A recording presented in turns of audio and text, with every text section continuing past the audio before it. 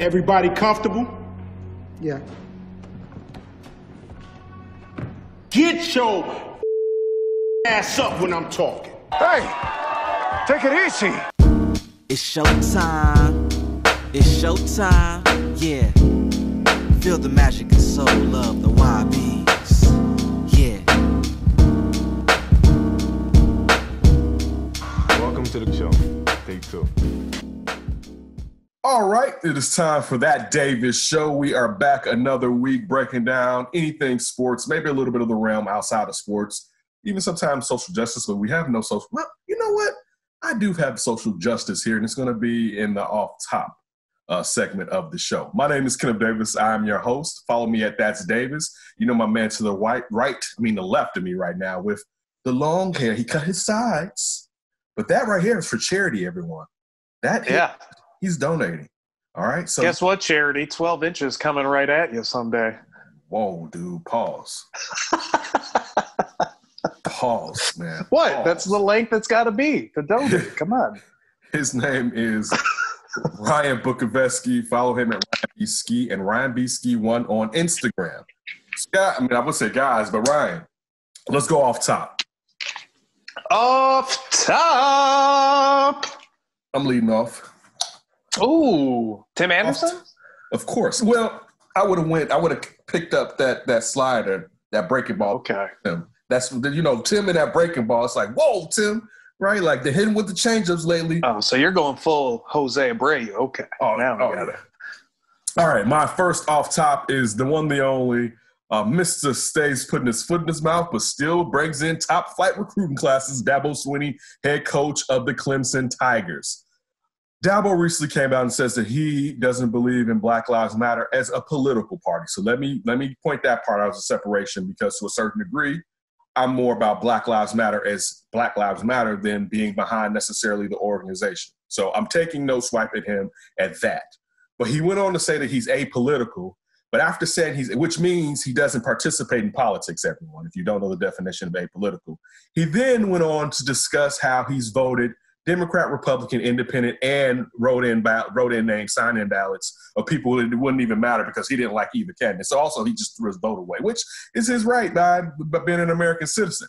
But the fact he says he's apolitical and then tells us that he's voting just points out the hypocrisy of the only Dabo Swinney. All right. And the throw on that he said he's been doing it since 18. I'm 18. Yeah, since he was 18. Like, I've been voting since I was 18. I took it seriously. And also pointed out since he was down in Alabama that, and how, they don't change anything, right? Which is always, you never want to say that too much, especially to some of us. When I never like to upset the apple cart. It's like, keep them tilling. Keep them tilling and picking up that cotton. Right? You either run the rock or you till. Pretty much. But listen, a caller into his radio show mentioned that he didn't like the fact that players or anybody had anything that said Black Lives Matter because it's a hate group. It's hate against cops. And Dabo did go on to say, if you think there's hate against cops, that you're crazy, basically, too.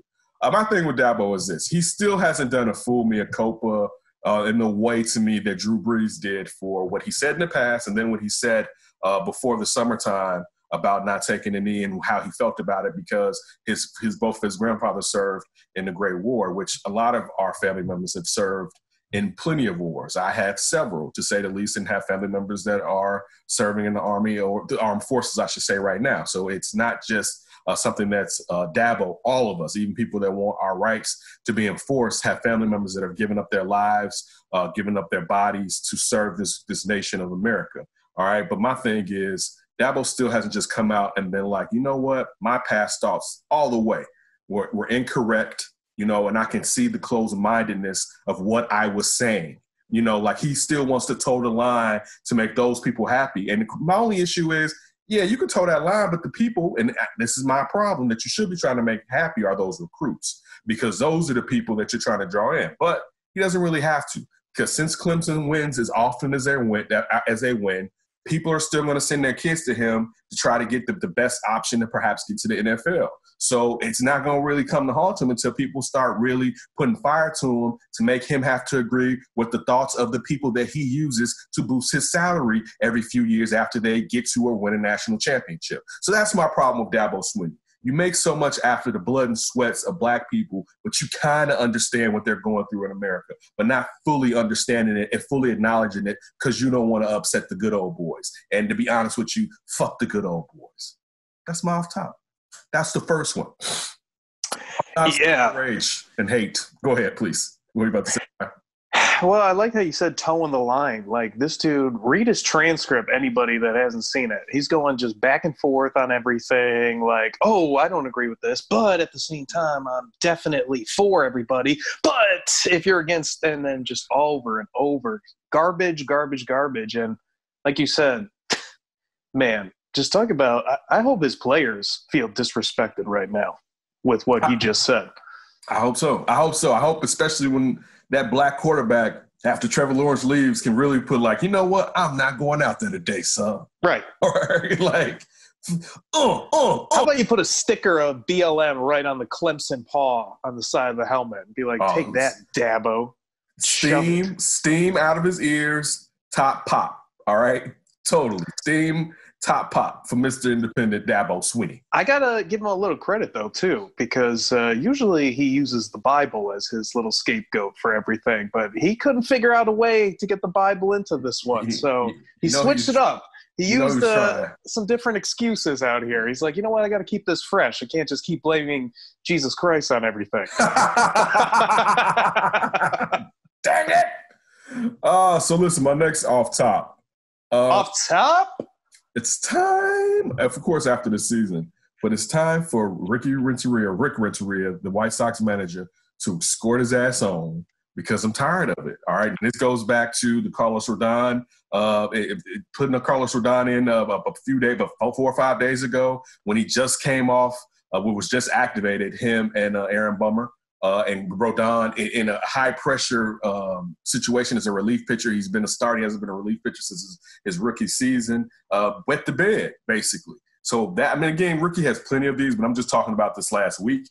And then if you didn't see this White Sox game where you had Lucas Giolito in the first game of the wild card series against the Oakland A's in Oakland, pitcher Jim basically had a perfect game going in 6 1/4 innings or something like that. Well, no, 7 innings. Well, 6 1/4 because I think that's when he got hit. That's when he had a perfect game through 6. He's the 5th player in postseason history to do so. Right.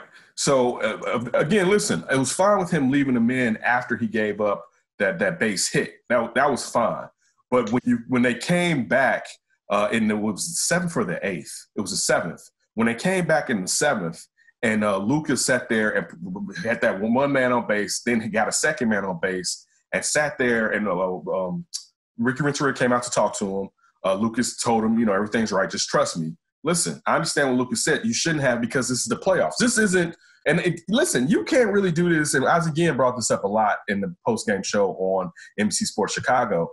This is a sprint, not a marathon with 60 games. This isn't a fill-out time, really, with 60 games. But I would be a lot more understanding, especially if this was early in those 60 games rather than the last month, and particularly the first game or any game in the effing playoffs. So he sat there, went and sat his ass down, all right? Then Lucas gives up a run, basically. They got to pull him, right? So they finally pull him. They get more hitters on him. The Oakland A's. And the whole situation was this. You had them, all right? Once Lucas put the first guy on base, pull Lucas because one saved Lucas. I know that you could look at he didn't throw 100 pitches at that time or whatever. But still, you have to remember, these are high inning, leverage inning pitches that he's throwing. Like, this is playoff innings. This ratcheted up more. That's not a regular inning that he's throwing right there. It's more intensity. You know what I'm saying? So it's time to pull him. Listen, I would have left him in especially since he didn't have that many pitches. I would have left him in for the whole game if he threw a perfect game. And I would have, as a Sox fan, been understanding and leaving your ace or number 2 starter, depending on how you look at Dallas Keuchel, I would have been fine with leaving him in just to go for that because he hadn't thrown that many pitches. Now, had he been at 100 pitches in the 7th or close to it, I'd be like, you got to pull that ass out, right? But he hadn't. He was pitching the gym. I was worried. I think we all knew the odds of him getting the perfect game were slim. You know what I'm saying? Like, they were slim, but it was like, whoa, right? Like, oh, my goodness. I remember thinking like, oh, man, he got this no-no. I kept thinking in the first inning, I was like, wait, he hasn't walked anybody. It's a no-no. It's a perfect effing game, right? And I'm just tired of Ricky Renteria. The guys on the text line was like, give him another chance. Yeah. Right? And it's like, listen, had the floodgates opened up after that, everyone would have lost their mind. My point was, I don't want to try to open up the floodgates. Like, that's like you, Ryan, and you're over there by the floodgates messing with the handle. And I'm like, the handle. Right? Like, why? Just leave the floodgates closed. There's no reason for you to be tinkering with the damn floodgate handle. Right? But it's fun. Come on, check it out. No, let it be. Right? Like, so to see him come out there and leave Lucas Giolito in, it just didn't make sense. That's just the honest guy truth. This isn't being a backseat driver. I'm just stating facts. Once the perfect game was gone, and listen, you sat there, you brought him back out, cool. But once he put that man on base, you pulled that ass out for his own good. I mean, Lucas, I know you want to stay, but guess what? Give me that ball. You know what I'm saying? Like, give me that ball. You know what? We don't know what Houston or the Twins are going to be like in the next round. So, you know what? Let me get that ball because I may need you to go deep. Right. Listen, I may need you to come out of the bullpen for a game after you started 3 days ago. So you know what? I need all those bullets in that gun. So give it up. Perfect game's gone. Give it up. That's it. That's all I'm asking for. Common sense. But don't sit there and almost blow it to the Oakland Athletics, who you knocked out their ace. Things are groovy. You almost do. And I know 4-1 doesn't seem like they almost gave it up. They almost gave that up. We're talking about a White Sox team that's been losing. All right, 8 of their last 9 and 12 of their last 13 or 14 or something. They've been losing horribly. All right. Now, Luis Robert has woken up the last regular season game and this game and looks a little bit better. Eloy is out. And I know, saying Jessica Mendez was talking about, or Mendoza. Is it Mendoza or Mendez? Mendoza. Mendoza, okay.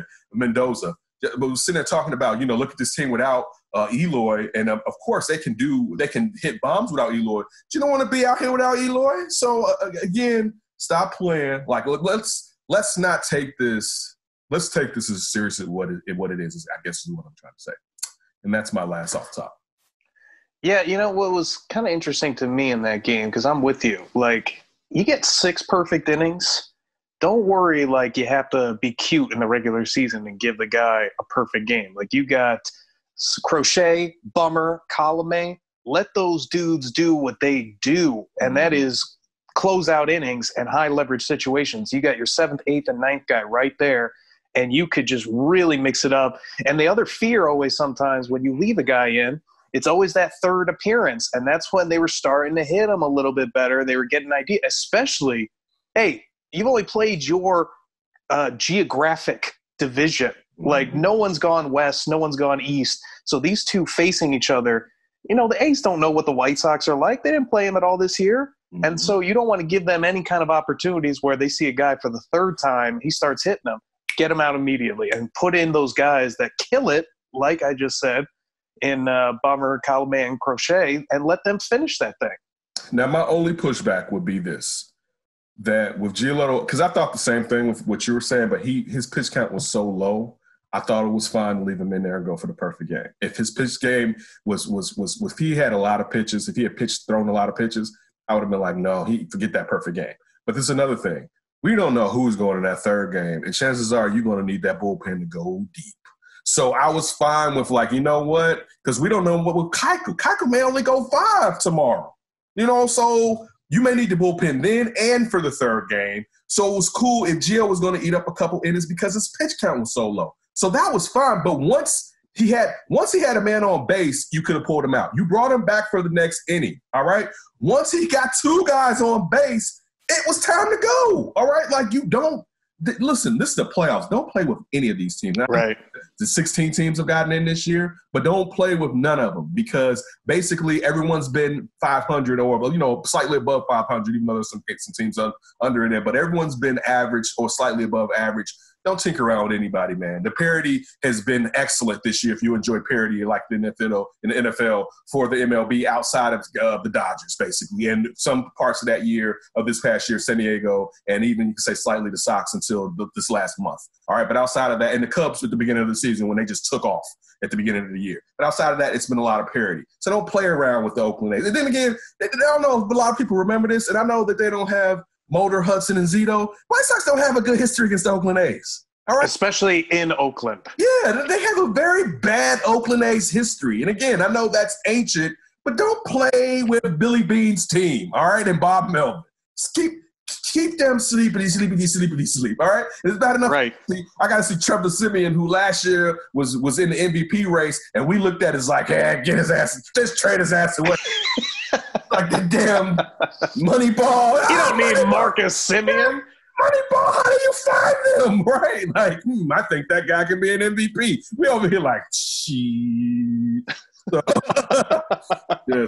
By the way, who, God forbid the Sox lose the second game, but who would pitch game 3 for the White Sox? I don't know if it's Cease or Dunning. I mean, Dunning really. Who would you trust more? I want to say Dunning, but Cease has more. He has more experience, and Dunning really hasn't looked right his last 2 outings. But he has such good stuff. Like I know one of them he won, and he didn't look right, but he had like 7 strikeouts on that game or whatever. And he was pitching glove side out, like he was missing glove side the whole game. Right? He was sitting there trying to hit the edge, and he was missing. So I want to, like, if you asked me this 2 weeks ago, it would have been Dunning. You know what I'm saying? And I mean, because Dunning's had a better season, even though he's only had like 3 or 4 starts. I think it's maybe just 3. But he's had a better season than these. I mean, the Cease, I want to say. But I think you may have to go with Cease. I could be wrong, and I won't put that on Ricky, all right, depending on which way it goes. I won't blame him for that one, but I'll blame him on how long he leaves which one of them in if things start looking bad. Boy, by the way, how about Aaron Judge coming in and getting a 2-run shot off Shane Bieber in the opening inning? Go figure there, right? And listen, and I wanted some of that Yankee smoke, so that you know. I was like, you know what? I want to face the Indians. I want to face that Yankees more, the Cleveland baseball team. Let me say that. I want that Yankee smoke. I'm good. Let me ask you this. Sticking with the Sox, I kind of want to go Astros instead of Minnesota, even though the Astros are probably the more dangerous team. But it's usually dangerous to the Sox. Well, it definitely helps. No Justin Verlander. Like, just seeing Zach Greinke as the ace was like, that doesn't look right when you're talking about playoff rotation. I mean, he's still a really good pitcher, but, yeah, the Twins have lost 17 straight postseason games. I didn't even know that's possible. I don't even know. I don't even think if you wanted the Twins in the second round, they can't. I think the Yankees have about 6 to 8 of those. Oh my gosh! Yeah, right. Like, go into New York and right, lose. just get swept. Jack's out of here. Like happened last year. Right.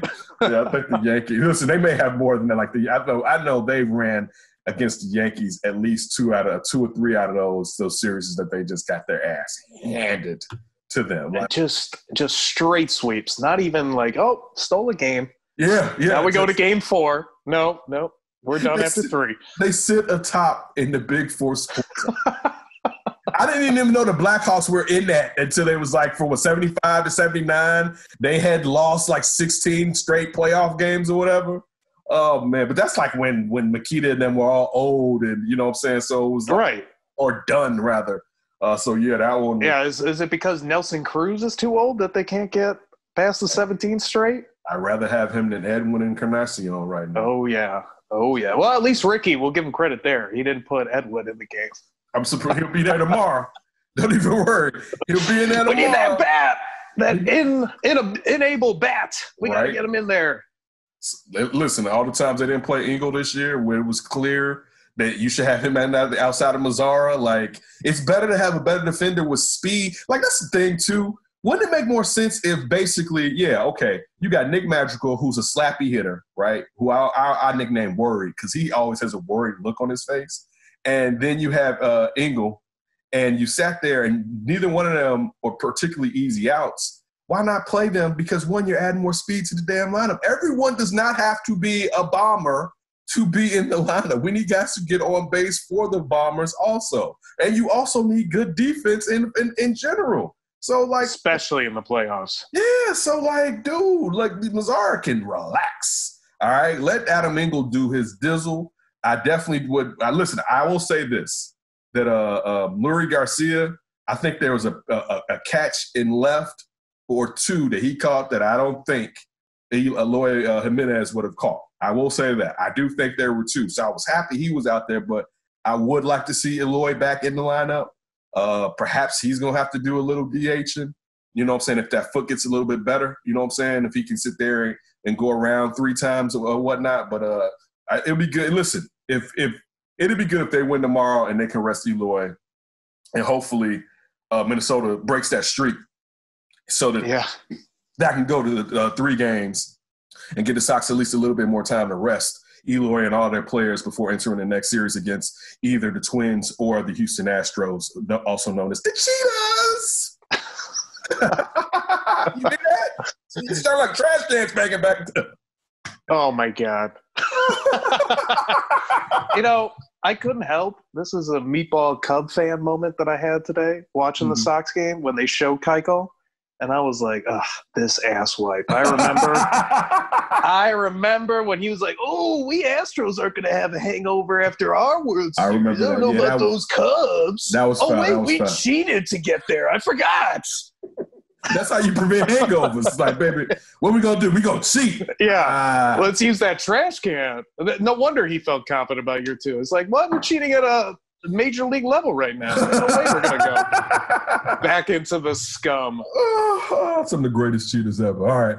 We're going to come back on the other side of this break and delve into a little bit of football. Are we going to do baseball too, Ryan? Yeah, let's preview Cubs. Let's do a little more Sox. All right. And then preview the Bears. All right. Ryan told you what's going on. Now we'll be right back. That Davis Show.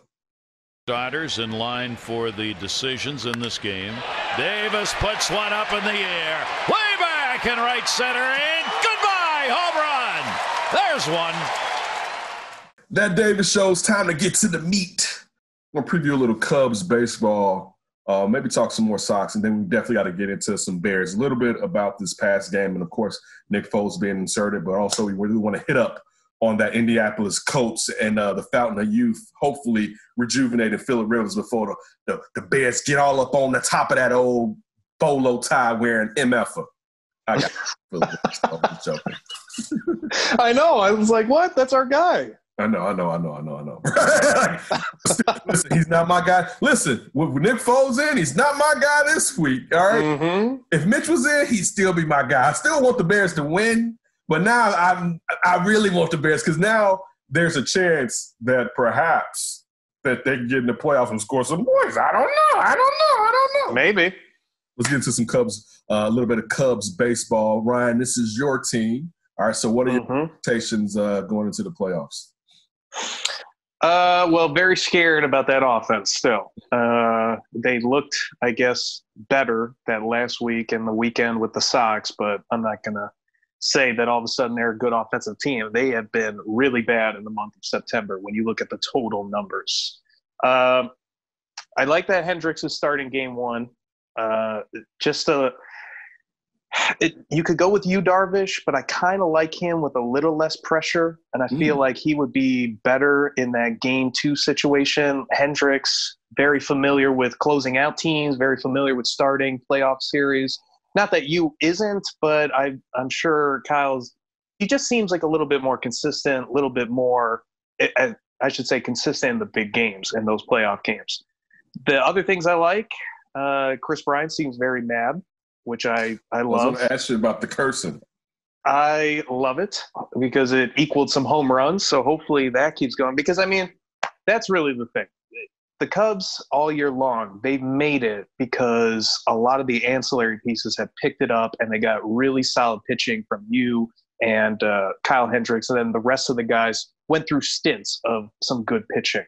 But the star hitters were not star hitters at all for the Cubs this year. So if Chris Bryant, Javi, Rizzo, Contreras, these guys, not saying that they kill it, but if they're at superstar type level where they're getting those type of at bats where pitchers are really sweating and any type of mistake they're crushing, then I feel like the Cubs could be a pretty solid team in this playoff series because they have enough defensively. They have enough, I think, pitching wise. Of course, the bullpen's still a concern, but compared to last year or the year before that, this bullpen is like lights out. So, I mean, you never know how good a bullpen's going to be going into the playoffs, and they don't have the type of arms like the White Sox that we were talking about earlier.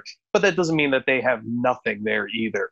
They've got a solid closer in Jeffress. Kimbrel was coming back a little bit, maybe with the playoffs.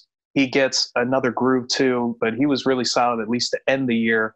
And they've got a few other guys that like Chafin, who's been there before. They have some guys in that bullpen I think that they can get by. The question is the offense to me. And these Marlins, they've got some solid pitchers and a scrappy young team. It kind of reminds me of 03, which scares the hell out of me a little bit. But we'll see what happens. I think if the Cubs, if they play well, they should win this series. I don't know how far they can go, but they should win this series. I didn't know until, or I guess I forgot, but I'll say I didn't know that this was the first time the Marlins have been in the playoffs since 03. Oh, God.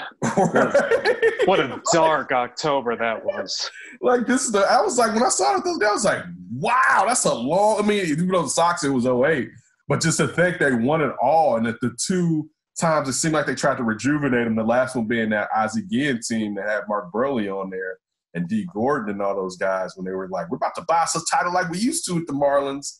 I didn't know this had been the first time, and then to be right there in front of y'all, all we need is Moises Alou and Bartman. You know what really scares me too? Like in 97 when they won, in 03 when they won, they were this team that came on really late. And then you look at this year, they were supposed to be dead in the water because they had COVID. Up the yin-yang in that clubhouse. They were supposed to be done. And now they're this scrappy, like, look at the Phillies. They have like a $300 million payroll, and they finished below the Marlins. Right.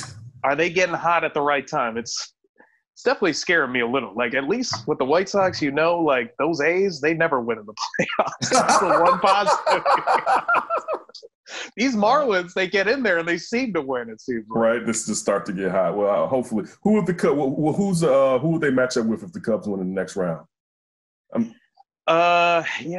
do they match up? I have to double check that. I believe it's the Reds, series. Okay. And I forgot who the Reds are playing. Oh, the Braves. So it's Reds or the Braves that they will take on in the next round if they advance. What would be your preference? Ooh, I don't know. It might be the Braves, even though they have a ton of talent. This Reds team was dead in the water a few weeks ago, and they are hot as all hell right now. And they got talent. They got a good pitching staff. I know. But that was part of those Ohio losses that we got from – That's right. Only person that they beat was Bauer, was the only guy that they beat out of that 3-game series. They lost. And I wouldn't want to play that guy ever. I know. No, I'm totally not. So, listen, I understand. I mean, it's entertaining. I think this playoffs, again, going to the parity are going to be entertaining as hell. I mean, dude almost threw a perfect game today in the first game of the playoff, or the second game, rather, of the playoffs as far as because you have Minnesota facing, what's the name, Houston. Started a little bit earlier than the Sox versus the A's. But you sat there and had Luke Steele almost throw a perfect game in his first career playoff start, dude. Again, I'm not even just saying this from the Sox. I look forward to all of this because baseball's about to be gone again, and it hit me like 4 or 5 days ago, and I was like, oh, snap, baseball's about to disappear again, right? I was like, damn.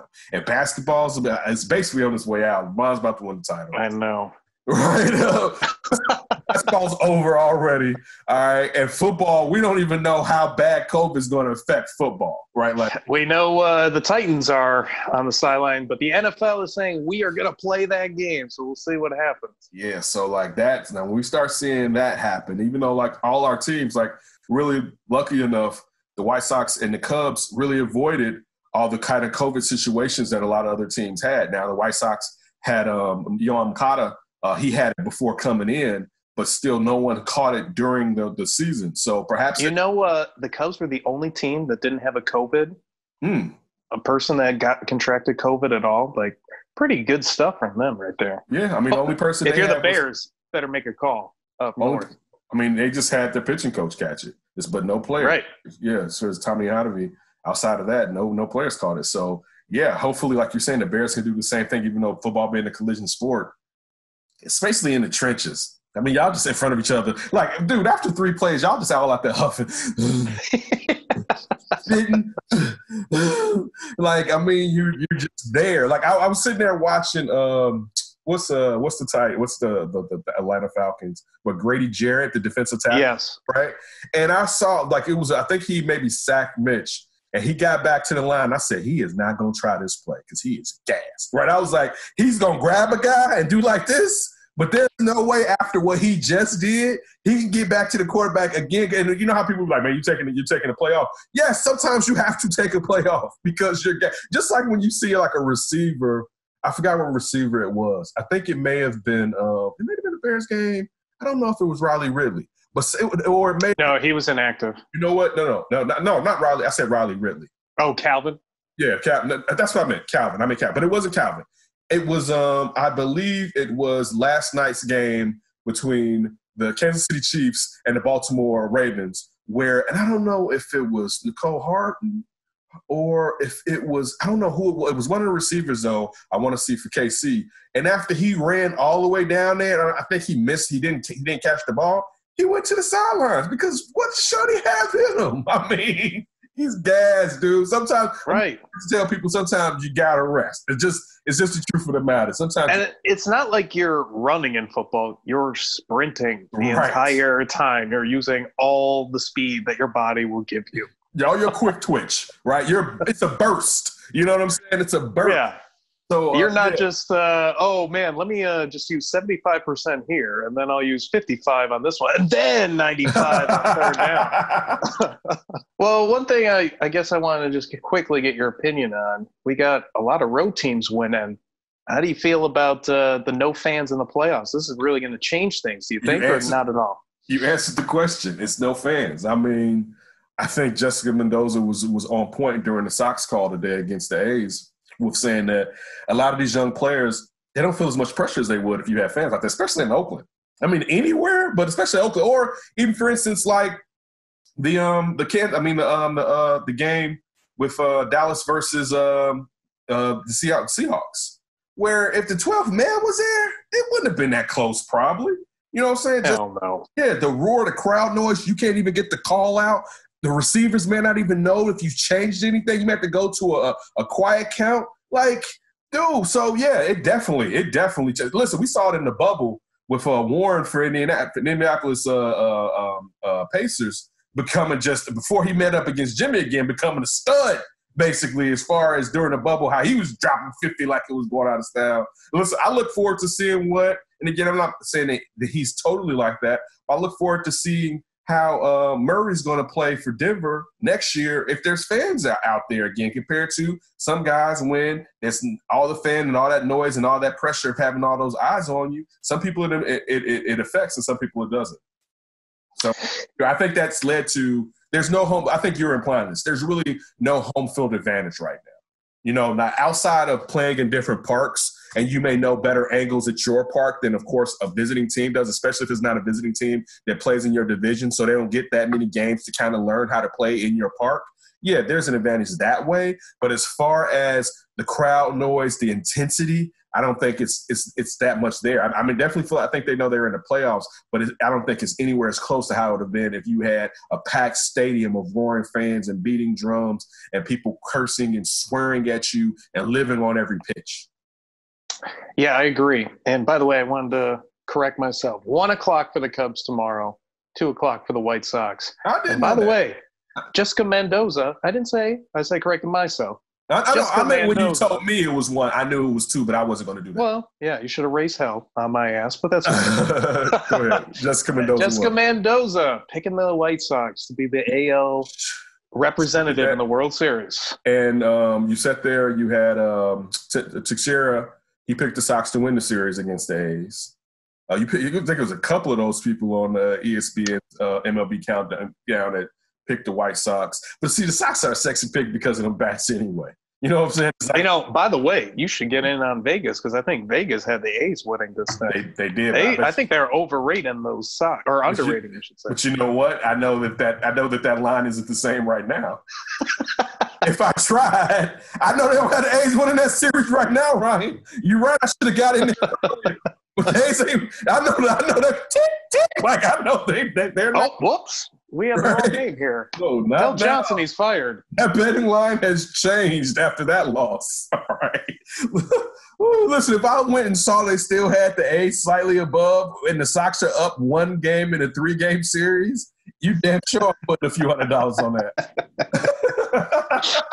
Oh, where's our bookie? Exactly. We need the Pat Davis show bookie. The bookie priest, like old Mike North-ish back in the day. Oh, boy. Yeah, I know. All right, so let's get into some Bears discussion. Are you prepared? You ready? Prepared. So I got to know how you were feeling.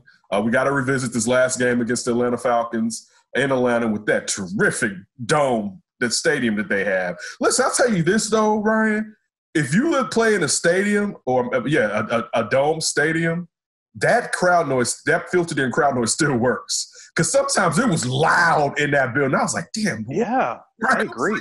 Yeah, it's just reverberating off of those walls and not having that open sky to just blast out of.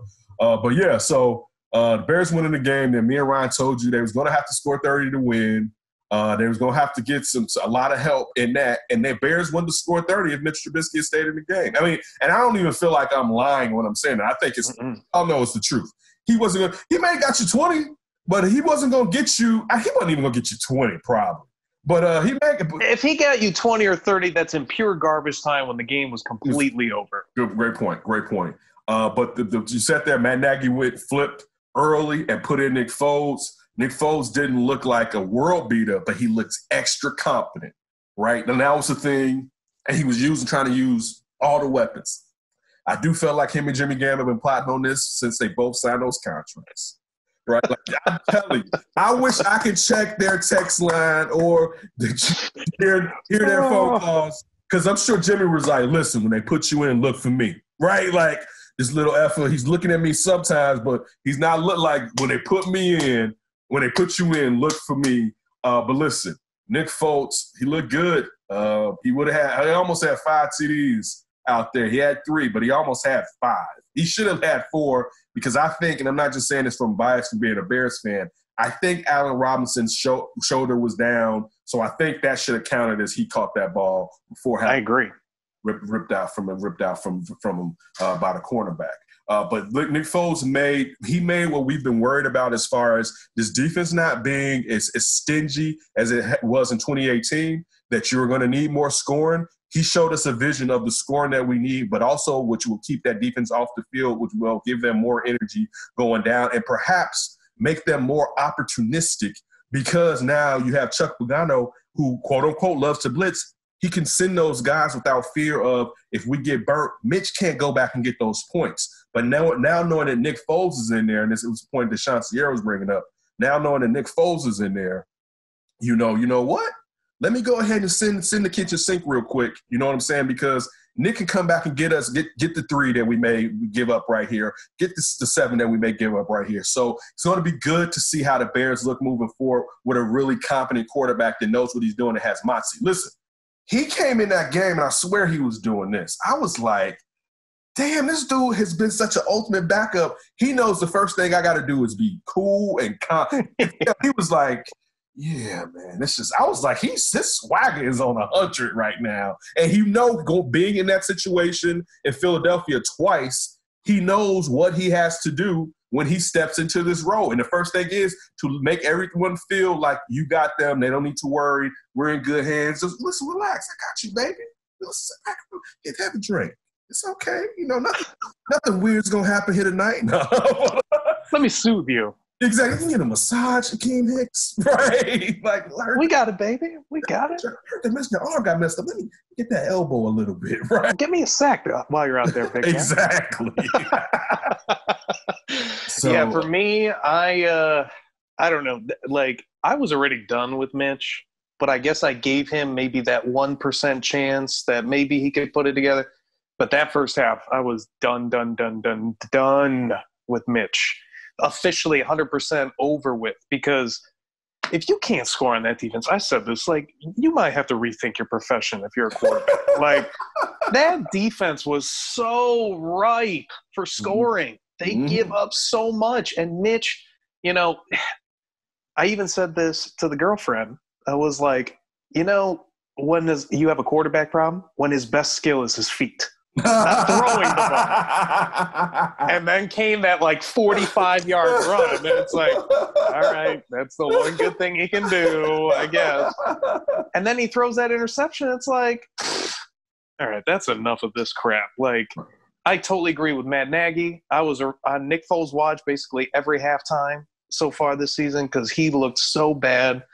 And this dude, I mean, look at, except from that fourth quarter against Detroit, he's put up 30 points in 3 games? Maybe. That's terrible. Yeah, about that. You said except maybe about, how much did they beat the Giants by? It was 17-13 that they won that game. So that means he just put up 27 points, which, like you said, 30. He's put up 27 points outside of the Detroit game.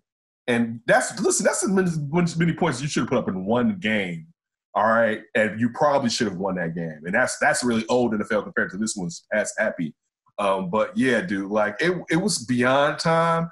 I've been liking Nagy. I'm back to loving Matt Nagy. Yeah, I like seeing my head coach competent again. It's like, dude, you know what? You're not about to ruin my career. Listen, Ryan Pace, we're not in orders football. How long are we gonna keep waiting for this one player to adjust when, you know what, chances are that's not in him, and particularly it may not be in him while he's wearing this uniform. So why are we going to compromise everyone's future when we're giving Mitch 3 seasons, basically? It doesn't make any sense. It's time for us to move ahead and move on. Maybe now as a backup, he can see through Nick Foles' eyes. There's still a chance Mitch is going to have to come back this year because Nick Foles, he only can't stay healthy. Can't stay healthy. That shoulder is always – he has Anthony Miller's shoulders to be a quarterback. All right, so there's always going to be a fear of him getting hurt. This offensive line is going to have to protect him. But the thing is, too, man, he's not holding on to that rock. And, I mean, I know he probably wasn't doing that anyway, but I don't think the Jaguars had the type of offensive players around him last season that the Bears had. I mean, who was their receiver? Exactly. It's sad that they had my boy, though, DJ Shark, who I would have drafted. And I asked before he was coming out, and I was poo-poo. I've got a lot of these draft guys that professionals came on our show. I was like, man, this Shark kid at the combine, man, I'm telling you, he was doing his thizzle. No, you're wrong, Ken. I know, right? Shout out to Hub Arcus telling me Josh Allen wasn't better than him. All right. Yeah, it's just one of those things where this guy, he gets the ball out. He has better weapons out. It is unfortunate we won't get to see him and Tariq Cohen together. Because I think we would have seen the best Tariq Cohen. Probably. Mm-hmm. I agree. Especially in the passing game. Because we really haven't gotten back to 2018 Tariq Cohen in the passing game. You know what I'm saying? Like, putting him out there. Now you got him against linebackers. You know what I'm saying? Like, we really haven't gotten to see that. So it's definitely going to be sad. I don't know if they're going to go with Artavius Pierce off of the practice squad. They're going to bump him up. I will go out and get a running back, even though now they wasted so much time. Who's really out there? I know Ware from Kansas City has been mentioned, perhaps, since he kind of knows the system. But I think you need to get you got to take this season serious. Now, unless Pierce is showing y'all some stuff that is like, you know what, we got to do it. Now, if he's killing like that, but if he was killing like that, he should have been on the active roster. Right? It's instead of null, basically. So, yeah, what is he doing, by the way? Nothing. So, yeah, I think it'll be interesting. I think they need to go out and get them a running back. And listen, if you can't get Snacks Harrison, you got to go get you a DT. Like, it's just y'all gonna let this season go to the wayside because y'all gonna get ran on. And you can sit there and play the pass well, but it's not gonna matter when you allow play action to work because you're getting ran. So oh man, especially after you saw Green Bay, what they did to New Orleans that night, running the rock. Let's don't bring that team. Listen, let's don't do that right now. We're enjoying ourselves because, truth be told, the Bears aren't going to beat the Green Bay Packers this year with Aaron Rodgers playing like an MVP candidate. All right, like and in second year Matt LaFleur's system, Devontae Adams isn't even out there, and he is doing nasty. The only player playing better than him right now is Russell Wilson, and behind him and Patrick. Well, no, I was going to say Patrick's behind him because he's been checked down Charlie the first 2 games. But to me, I think Patrick Mahomes is bored. He wasn't against the Ravens, unfortunately, for Baltimore. Did you watch all of that? Did you watch that game? All of that game? Yes, not all of it, but most of it. Okay. Did you see when they had it was like 3rd and 9, right? Or something like that, 3rd and long. And he got the first down on the pass play. It was maybe like 19, 20 seconds left. I think this was going into halftime. And he got the first down. And he looked at the sideline. He was like, he walks off the field, right?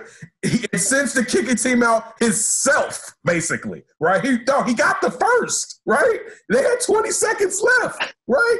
He tried to think it was another play, tried to get Nicole Harding. It may have been the play I was thinking about when Harding went and sat down after that. They didn't get it. He's basically like, I'm not trying no more. That's it. Bring him in. He did like this, like, what?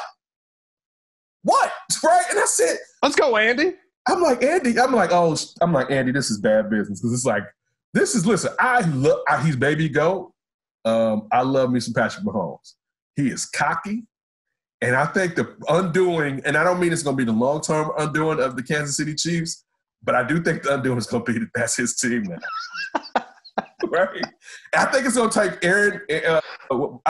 Bieniemy to leave and go coach somewhere and get really the pelts on his wall and then come back, because I don't think Andy Reid's going to be able to control Andy's just going to retire before it becomes too much of a monster. You got 2 more years of Andy Reid. I'm telling you that right now. You got 2 more years of Andy Reid. But Pat Mahomes is doing what Pat Mahomes wants to do. It's early. No, it's early in your career when it's like, I'm doing whatever the hell I want to do, right? But he's earned it. But yeah, but it was funny how many people picked against Kansas City. See, this is what I'm talking about as far as MVP, and I'm like, dude, Patrick Mahomes was just joking these first 2 games, right? Like, he's checking. Everybody on the Monday Night Crew picked the Baltimore Ravens. Yes, dude. And I was like, what are y'all? I want to take a picture then, right? Because I'm like, you guys are crazy. It was no way they were going to beat the Kansas City Chiefs when Kansas City knew all they had to do was get out early and then put all the pressure on Lamar Jackson. And again, I'll say this. Lamar Jackson is fantastic. If y'all don't force him to throw from the pocket, listen, I love the kid. It's time for him to stop running like that. And also, teams have he's still the best athlete on the field. They've adjusted to his speed. If you saw some of those tackles last night, you could tell that they've adjusted to try to contain him better than what they were last year when he was really released upon the entire league for a full season.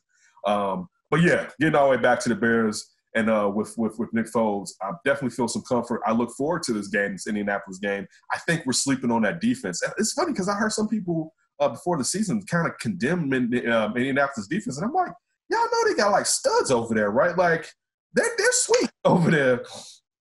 They're missing Malik Hooker, I believe, which is a big loss in the secondary. But you're right. Yeah, they still got some studs over there. Darius Leonard. Anybody forgot about him? No, I have not. I think the Bears, and I know they got a fantastic offensive line in Indy. I think they're going to be able to put some pressure on Phillip Rivers, baby. I do too. I don't know why I think that, with how bad the pass rush is. I can see him scrambling right, and then Mack is coming. He breaks. Quinn is there, and as he breaks, the Bolu tie comes slightly out. Oh. It's like a chain in baseball. Is there a longhorn, or is it just the South on the emblem of the just the South, just the South, right?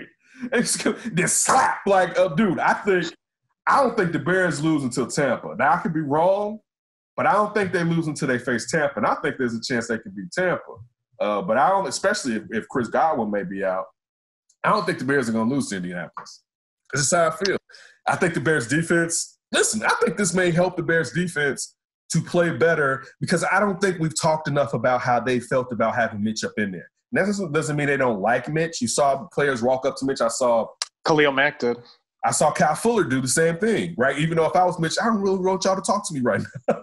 Just leave me alone. And they're like, don't worry, we don't want to talk to your ass either. We're just doing it for the camera. Exactly. We're just doing this because we're trying to be nice to your ass. Man, I'm so happy you finally sit down, man. We can get out here and win some games or something. You know what I'm talking about? Listen. You want to win, Mitch? How about you sit there? Listen, if you really don't believe that defense last year didn't come to the assumption that we cannot really be who we want to be as a team as far as wins and victories and losses with Mitchell Trubisky, and you're fooling yourself and you're lying to yourself. They see it. They know he's not ready, and they know to a certain degree, why am I going to put in all this blood, sweat, and toil, and this kid's going to go and give the damn game up, let alone go 3 and out, and I'm going to have to stay on the field a lot longer than I necessarily need to. So now you give them someone who methodically they can get this ball down the court. I'll tell you down the field. One thing I'm going to wonder, and I'm sure he better, is will Matt Nagy stick to this run game? Because now with this new toy, he can go full Nagy. He's like, where my bag at?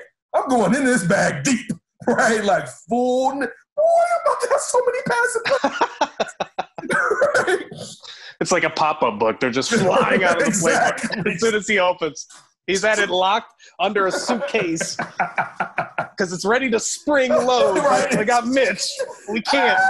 Oh, we got Nick. Move it. Bing. Listen. We're gonna find out next week. Bill Lace's fired. Be like, man, that run shit. Costello's out. Like that run shit y'all was talking was cool, right? But we got to get back to what it is near dear to my heart. And that's this ball in the air, right? Oh man, listen. If they stick with the run, like they have, they got to. Like it's been working. Now think about Nick Foles and play action, right? Think about that. Like, what you gonna do?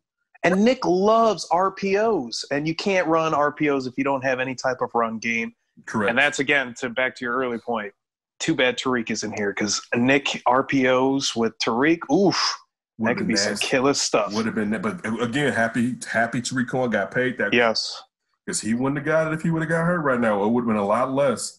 Happy that he got his coin. Hopefully Allen Robinson can get his coin. He was on First Take today. They was talking about him getting his bread.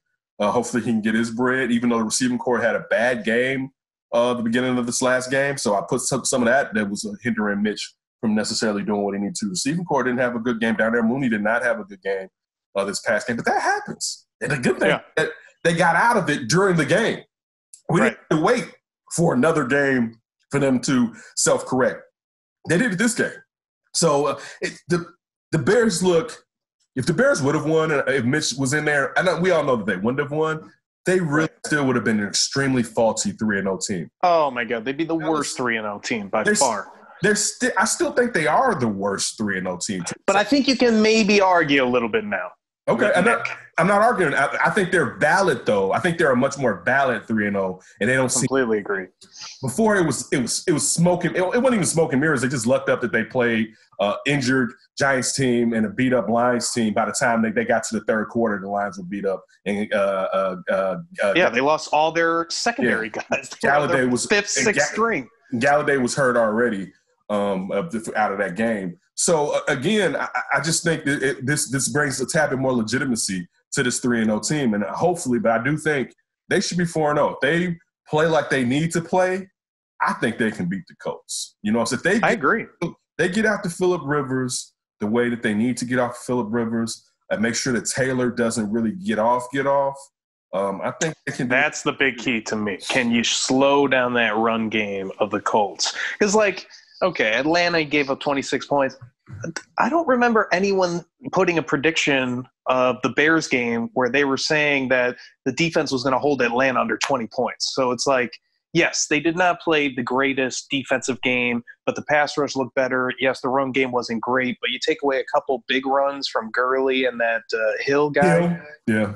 You're around 100 yards, and you're not hating that for sure. You know, listen, Dirk Cutter, and with your knife stabbing back of Lovie Smith's ass. Oh yeah. Oh, why didn't you just keep running the ball with Hill and Gurley? It's a rule. Dan Quinn puts it. That's what Kyle Shanahan. He was like, stop running the football if we're going to win in the fourth quarter. I was just about to say, are we up? Don't run that ball no damn more. We ain't up enough. Get a four. We almost up by 20. Man, you stop running that damn ball. We putting all this on Matt Ryan because we know he does 16 well. in the fourth quarter. I don't know. I don't think that feels very safe.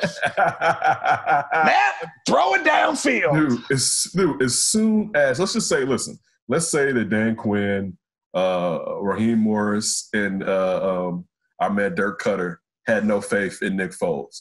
After he got that first touchdown, we running the hell out there. You know what? We running the clock out. We're getting this first. You see what happened in Dallas last week? What Dallas did to us? We're getting this first victory. Because listen, these photos I got on Arthur Blank, they can only last us so long, guys. All right? These dudes I got on Arthur Blank with the Home Depot apron on, they only gonna last us enough time, brothers. You know Arthur Blank's like, if one of these hairs come out of my head, come out of that dew from stress, your ass is out of here. Out of here, right? You will be working at Home Depot, and I will make sure. I was going to take a college job. No, you're going to Home Depot. Right, straight down at Home Depot. Listen, I wonder if Seahawk fans root for the day that they can get their Dan Quinn back like we want Vic Fangio back. Yeah. Because even though for Dan Quinn has been so bad, though, outside of the Super Bowl and blowing that, he's been so bad. But think about how I'm sure they feel about their defense when he was there. I know how I feel like we would be if Vic Fangio was still here. But it's our root against him. Hey, by the way, Vic might be coming pretty soon. I hope he is. Things ain't looking too right out there. Listen. When Mark Rippon's nephew that's not his son. That's Mark Rippon's nephew, I believe, right? And Mark Rippon, and I was a kid, but I remember like in the back of like Marvel comic books, they would maybe have like ads for Topps or whoever did trading cards, and they would have this picture of Mark Rippon, one of the worst quarterback bodies ever made by the dear Lord himself. I mean, a terrible body. A terrible, terrible, terrible. Just like I as a kid, you're like, this man's body is pathetic, right? Oh my Lord, no. Only blessed him with the shoulder. Right. Everything else, God put 90% in that shoulder. He's like, chow. Oh, lunch? I better just put this on the assembly line. Slim gut, childbearing hips. Oh, God. Right. Oh, man. So, yeah, I definitely think the Bears will be in Indianapolis. What are your thoughts on Bears coming up this week? Yeah, I mean, they got to get pressure on Phillip Rivers and stop the run game. That's what I'm most concerned about. But Phillip Rivers is throwing a lot of picks still. Like, that's a dude that's still putting the ball in harm's way. So I feel like the Bears are going to get some opportunities and some takeaways, and they're going to take advantage. And then really on the other side of the football, man, like – the Bears, and this is how I felt when Nick Foles came in, like you're starting to see how good of a team they are with just a competent quarterback that knows what they're doing. Like you have some speed at the receiver spot. You've got Allen Robinson that's a legit number one. Jimmy Graham led fantasy football at the tight end position over the weekend. Like I told you that Jimmy Graham was going to be good. Yep. I told you that Jimmy Graham was good. Everybody was like, David, we got Jimmy Graham. Yeah, okay, now what you did. You got – right. Actually, even if Jimmy Graham, and we know what he can do outside of the end zone, you got another end zone threat right there. And the Bears are putting him outside. It's like you got this 6'8" monster at the receiver spot. Right. Worst case, let me just throw that little up there for you. Jimmy, go make a box out play. Dude, like you just said, they got it. We're not saying that they got world beaters, but they have good talent. Like that's the thing. They have good talent in every level now. They kind of have good talent. Yes, they don't have a classic B to Allen Robinson's A, but they got enough C's and they can pop up at times to be B. Right. That they're deep enough in that position. And again, add to that Jimmy Graham, and we still haven't seen really Cole Kmet really get off just yet, even though it's early. Maybe he won't. I think he'll probably come on more towards the end of the season. That's one of the hardest transitions from college to the pros is tight end. Right. So I wouldn't be surprised if around week 10, maybe I think the Bears are week 11 bye, maybe you start seeing a Cole Kmet around there really starting to shine through. And you got Cordell Patterson still that you can use in a variety of ways with his speed, Dave Montgomery. Like, if that offensive line and Jermaine Ifedi, that has been a very good pickup so far. Yeah. Yes. I remember the first game, like, you know what? We always kind of like, man, this dude coming from Seattle, he was supposed to be a guard, then they put him to tackle, he was average or whatever. The first game they went out there, I was like, that boy is big. And then watching them block, I said, you know what?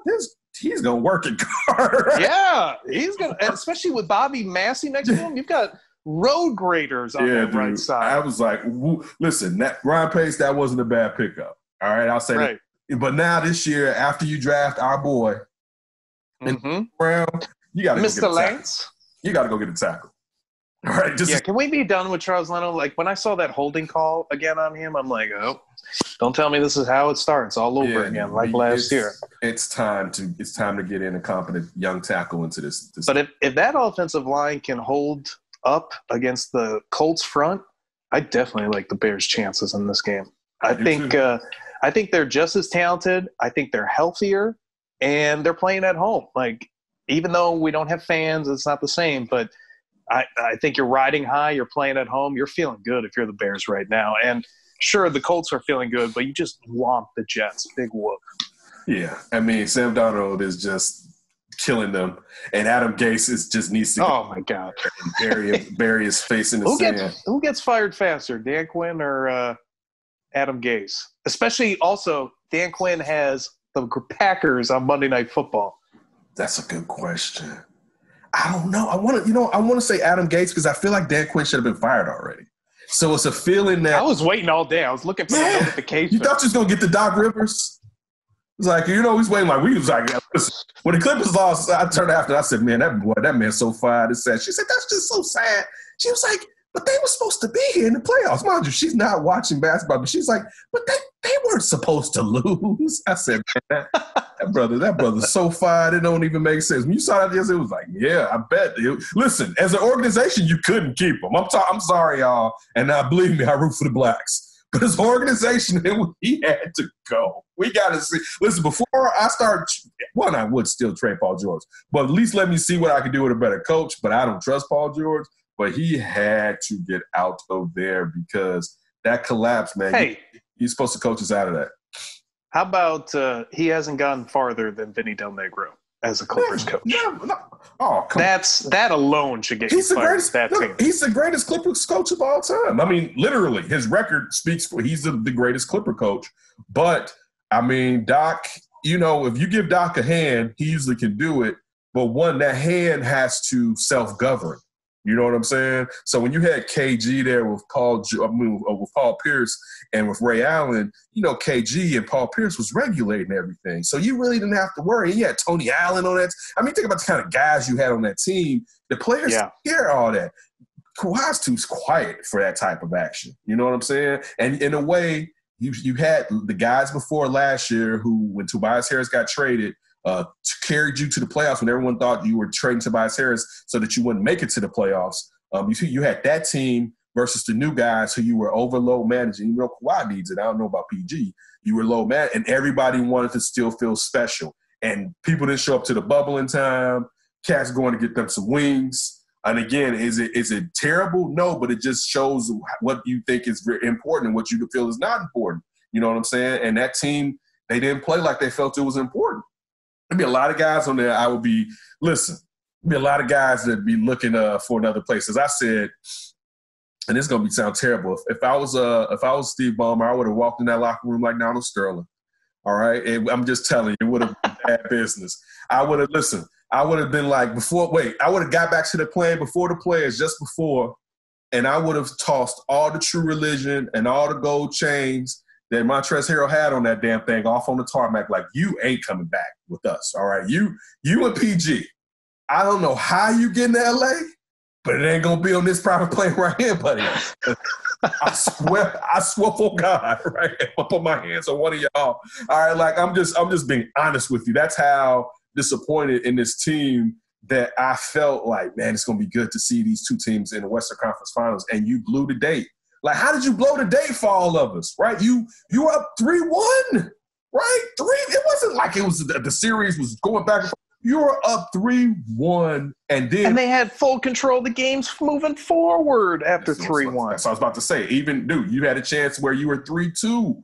Like, how did you let this get to a Game 7? And you, like, it just dog. This team feeling like they had a championship culture when only one of the players on that team, in my mind, has won a title, and that was Kawhi Leonard. You know, but they thought they were like, oh, we can turn it on anytime team. You got to win a title before we can turn it on type. And look, that work. You can't not have won a title talking about we can turn this on anytime. No, you can't, fool. You're gonna end up at home with me, right? Right. Your coach on the streets, all right? Wednesday, 8 Central, NBA Finals. Check it out. Since you guys won't be playing in it. But, yeah, like you were just saying, I know I took us way off as far as the Indianapolis Colts versus Bears. I want to get your score. I'm going to go Bears 27, Colts 21.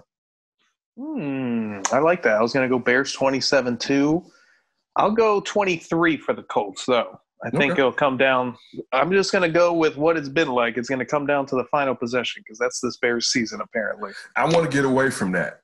I'd like to, too. I want to get to where with 6 minutes left, the game is basically over, and we're just running out clock and taking time off. Yeah, we even punted, but man, you only got 20 seconds on that boy. You know what I'm saying? Man, how weird has it been? Because like I'm totally with you. Like ideally, I would love to see a Bears victory in a really close game, but throughout Bears history, that doesn't happen.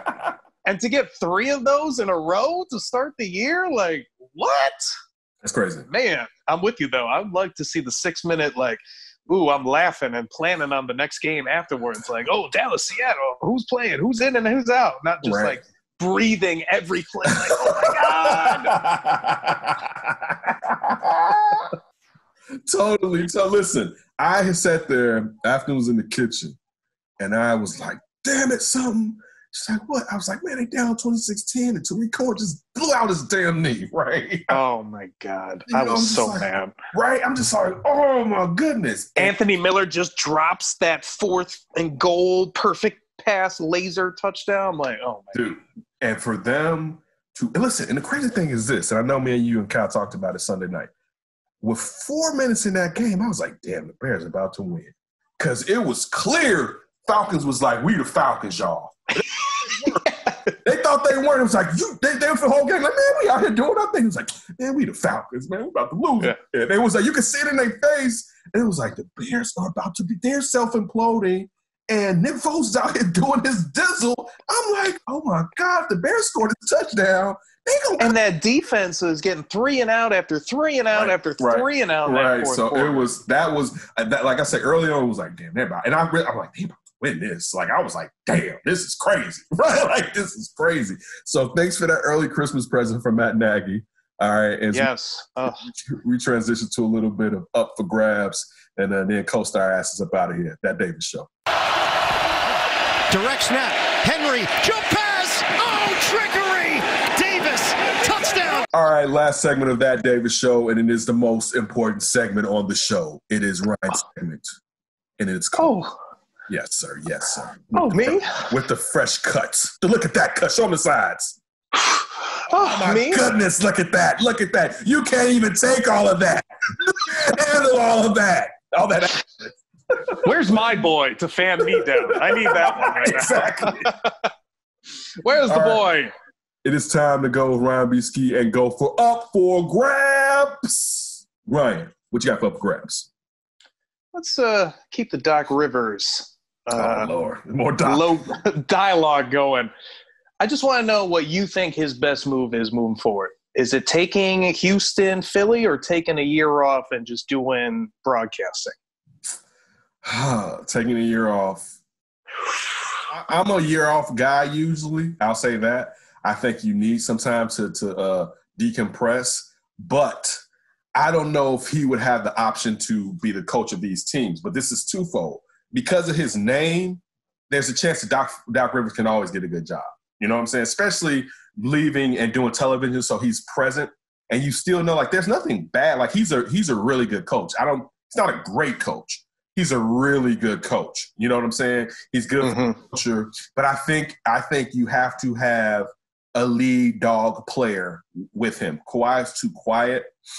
Because if you look at that team last year, Doc was the leader. You know what I'm saying? They followed and galvanized around Doc. And now when you bring in Kawhi, people are looking like, all right, take us to the promised land, basically. And his play will try to take you there. But as far as galvanized, and with Toronto, they were lucky enough to already have Kyle Lowry, and that team built already. So they didn't need – And Nick Nurse is one hell of a coach. Great point, Ryan. Great point, Ryan. They didn't need Kawhi to be their leader. They needed him to be the closer. You know what I'm saying? And to set the example. They didn't need him necessarily to be the leader. But like but getting back to this, I think I don't know if Doc can figure out what to do with Philadelphia, because I think that would be a good team for him to go to. You know what I'm saying? Because they have so much talent. I think Doc does well with talent, but again, I don't think they have a leader. You know what I'm saying? It still gets back to the same thing with what's happening with this Clippers team, this year's team or whatever. Because I don't think Joel Embiid is the leader, and I don't think Ben Simmons is the leader. It'd be different if, like, they all followed behind Tobias Harris, or even if Jimmy was still there and Doc could sit there and use Jimmy as his lead dog. But I don't see what he could do with them. And also, I don't know if he could crack Ben Simmons, because that's what you need. You need someone to basically crack Ben Simmons. I don't know if he can do that. I don't think he can fix Houston. You know what I'm saying? Like, would James Harden even be the superstar that he kind of needs as the lead dog? I don't know if James Harden is a leader either. You know what I'm saying? He can just score his ass off. You know what I'm saying? I mean, to be honest with you, in a way, I think Russ is a leader, but I don't know if you want him leading. You know what I'm saying? Like, yeah, I usually like my leader able to shoot. I'm just saying, or being under control to a certain degree. Yeah. Playing under How control. about not throwing up threes just because the defense is giving it to you? Like, you can't shoot it. So that's my fear. And with that team, I don't know if Daryl Morey wants Doc as far as his coaching philosophy. We're matching the analytics of Daryl Morey, general manager of the Houston Rockets. But probably out of the teams that you've mentioned, it would have. Would New Orleans be in there? I was going to say that. I would like to see Doc in New Orleans. You know what I'm saying? But I can see that. He may get Alvin Gentry. Yeah. But I'm going to tell you this. I'm like this with New Orleans, because when we're talking about Billy Donovan and people like New Orleans is a better job than the Bulls. I see what you're saying, but to me, no. Because one, it's in New Orleans, and that ass may not be right. They might be in that city for a decade, even though coaches have to worry about that because how many coaches coach a decade. But the real problem with New Orleans is this. Your freak is too freaky. And I know y'all, sometimes when your freak is too freaky, what can you do? But listen, Zion Williamson is too freaky for basketball. It's not going to work. I hate to say it. Let me say this. It's not going to work over the long haul. We saw that in the bubble. Shorty didn't play basketball for about, 3 months, and it was like, man, it was right? He needs to do the LeBron 1 million on my body thing if he's got any shot. Right, yeah. So, and that's still, you may not have a shot, because even as freaky as LeBron's built, proportionally LeBron is built right. You know what I'm saying? Right. But Zion, tall, lean, strong. Yeah, exactly. Zion being thick and so freakish athletic, it's just so I would always be leery of that one. You know what I'm saying? Especially when you look at the fact that Jrue Holiday, everybody named Mama want Jrue Holiday this year offseason, right? It's like 4 to 5 teams willing to go after Jrue Holiday, right? From you got one, the Clippers. You also got Denver. You know what I'm saying? There's several teams that I've seen mentioned, like, man, Jrue Holiday. The Nets, like, there's several teams. So Jrue Holiday may not even be there. You got to sit there. You're going to pay Ingram. And, yeah, he's balling, but I don't know if he's got to start stepping up and being one of those main guys. Lonzo is all right. Whatever. Yeah. Right? Like he can do a little bit of rebounding, he can do a little bit of assisting, but it's not worth a top 3 pick. All right, so I mean, so for me, I would say Philly, but with Philly, listen, and Doc has to bring with him an X's and O person. Like that's just the truth of the matter. You got to sit here, and maybe there's a fear of people know that this guy is really doing it, that they may usurp him. And I don't think Doc is fearful, to say the least, but he gonna need a tactician. You're gonna need a tactician on defense too, like you had with Thibodeau and Boston. And that was his only ring, right? Having that X's and O's guy right next to him. That defensive guy. He wasn't defensive X and O's guy. He wasn't offensive. But that team didn't need help offensively. They had the 3 guys. They just needed to control defense, and they were going to be impossible to be beaten. Totally. So that's my only thing with Doc, man. But I listen, I miss Doc Rivers, in particular, I miss Doug Collins. I miss the announcers from like the last 15 years because so many of them, when Steve Kerr is coaching, like so many of them, he was great. Yeah, like so it's just like you listen to the game and it's like this is cool, but that's cool, but that's not you. It's just not. It's not the guys that are giving me the information, but also the breakdown with that. Yeah, it's like getting a steak or some kind of meat that's like really good regular with the announcers. But when you got a Doug Collins, Steve Kerr, it's like that sauce on top. Right, and exactly. Now you're like, oh, man, this meal has just hit another level. Exactly. So I wouldn't mind getting Doc back in that situation to have another good analysis in there. So that's partially, I feel like that. Plus, he's going to be able to get a job for like the next 4 to 5 years if he doesn't want to coach because he'll be the biggest coach not coaching right now. You know what I'm saying? True. He'll and look, it'll be another super team. They're like, who you guys want to be the coach? Doc. Right. You know what I'm saying? And if you see a super team like fire somebody, who are they going to go to? Doc's going to be like right at the top. Right at the top of the list. Phil Jackson, Pat Riley type. Great point. So yeah, I think it's either or. But if he's going to coach this year, but will he be taking that job away from Tyronn Lue? Even though is Tyronn Lue going to end up being the coach of the Clippers? You know what I'm saying? Like, I would be looking into that. Are they going to go in-house? Because, I will say this. I think right now, Tyronn Lue has more spunk than Doc. I think Doc is tired. You know what I'm saying? I think that Doc is worried. That Donald Sterling stuff alone probably took so much out of him. Then losing your job as being the president of basketball operations, like you got demoted. You know what I'm saying? Like you used to Shawty in the same house and he had keys to everything. And I was like, you just got keys to the locker room, sir. It's like he gets a parking spot only. Exactly. Like, and it's not the same one that he used to have. It's like it's 3 over from Palmer. Exactly. So yeah, man, I think he's slightly burnt out and from 7 years of coaching. Because think about it, he didn't take a break between the Celtics and the Clippers. You know what I'm saying? I don't know. He definitely had a break between Orlando and the Celtics though, because that's when he was in the booth then. But he's been coaching probably straight for like the last 15 years or something like that. You know? He was with the Celtics a minute before they got the big 3. You know what I'm saying? Like what, about 4 or 5 years maybe, something like that. So yeah, something like that. Something like that. And then they were together for about 4 years, at least 4 or 5 years. So yeah, they went to 2 finals in 3 years. They went to 2 finals in 3 years. But then after that, they were together because remember Ray Allen left and they were still together. Like they were together for a couple years before he was challenging those Heat LeBron teams. Too. Right. So he's been coaching straight for some time. It may be time to sit there and chill out, go watch. You know what I'm saying? Your family, so go watch Austin. Yeah, I was about to say go watch Austin. Go watch your son-in-law, whatever Curry that is they got down. Steph Curry. Steph Curry, yeah. Go watch Steph Curry down there called PG a hoe. How dare you? All right?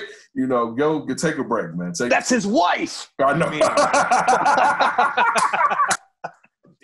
Listen, it had to be weird having PG up in that room with you, just looking at him like.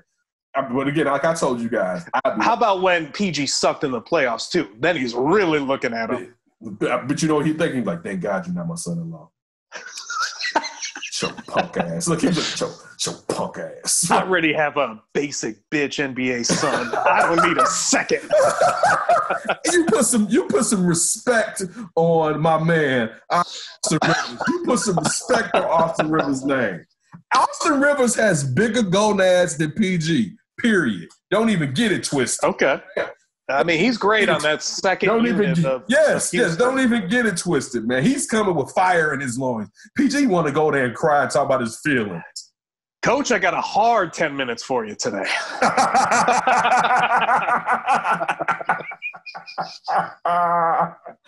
Straight too. I don't mean like you're going to get 3 here, 3 there, and 4 right there. I mean straight 10 minutes. Right? When you need that hardened breather in the third quarter, I got 10 minutes for you, baby. Oh, man, what's the next? Up for grabs. What you going to go for grab with next, Brian? How about some finals previewing? We got the finals on Wednesday. Heat Lakers. I know you already said that you're taking the Lakers. How many games, and can the Heat do anything to make this into a competitive series? I want to say yes because I love Miami's culture. I love the three-point shooting too. Parts of me want to say this is going to be 4-1 Lakers. Another part of me wants to say this game could go to 6 games at least. First of all, I feel like LeBron always gives a game away. Like he gets to a certain point, he's like, you know what, we just gonna rest right now. You know what I'm saying? Like I just think it gets like, especially if they're up by about 2 games, they're gonna give you 1, right? Mm-hmm. But also I just think that it's gonna depend on what Bam can do. And I hate to put so much on Bam, but if Bam can really do a number on Anthony Davis AD and force LeBron to have to kill. But see, the thing is, if LeBron but force LeBron to kill, and Jimmy plays well, but those shooters and Hero and Robinson can sit there and do what they need to do, man. And I mean, listen, I don't know what you're gonna get out of Andre Iguodala against LeBron. Right, because I don't think he stopped LeBron. Remember when I said Austin's got a solid 10 minutes? I think Andre's got a solid 3. 3? I think he'll say 3. 3 hard minutes. I mean, hard, coach. Hard, the hardest 3 minutes you ever seen in your life. I'm going to give this man right here.